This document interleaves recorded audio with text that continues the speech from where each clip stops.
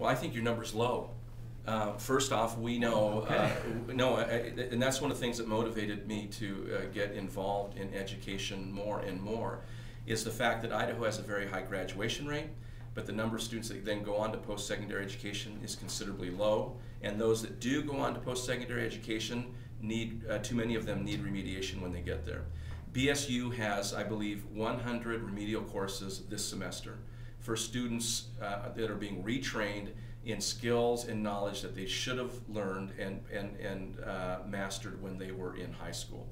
And so what we've done since I've come into office is begin to address that specific problem and then begin to measure it, because we want to see improvement. One of the things you mentioned, specifically math. The Idaho Math Initiative has become the envy of other states around the nation because of the success we're seeing with it. It provides intense remediation and intense professional development for teachers in Idaho to learn how to teach math in multiple ways, because kids learn math in multiple ways.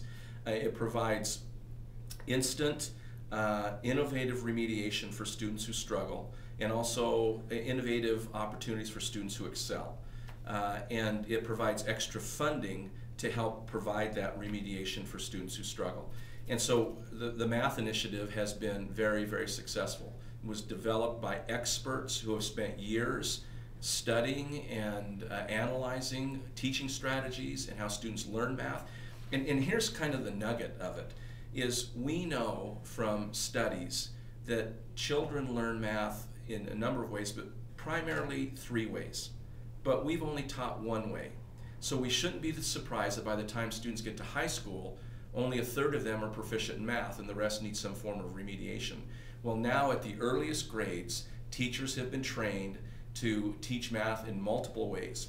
And so that students who grasp conceptual math or procedural math or hands-on versus analytical, it's all taught in ways that every student can grasp. And so that ultimately what we're going to see is that by the time students get to high school, rather than having to compel them to take more math, they'll want to take more math because they know they're good at it, they enjoy it, and they also see relevance in it. They know that the math they're using and how to apply it, and then how they're going to use it after high school when they move on to college or into the workforce.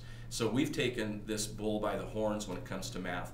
Usually the only time we hear intensive discussions about the fact that our students are struggling in math is every 4 years when somebody's running for state superintendent. Then they get elected and nothing ever changes. Math goes on the way it has. Well, we did something with it. I talked about it as a candidate. The first thing I did, I went to the legislature and secured the funding. Over the past 4 years, we've spent $10 million developing and implementing this math initiative that, like I said, has become the envy of many states around the country. Okay.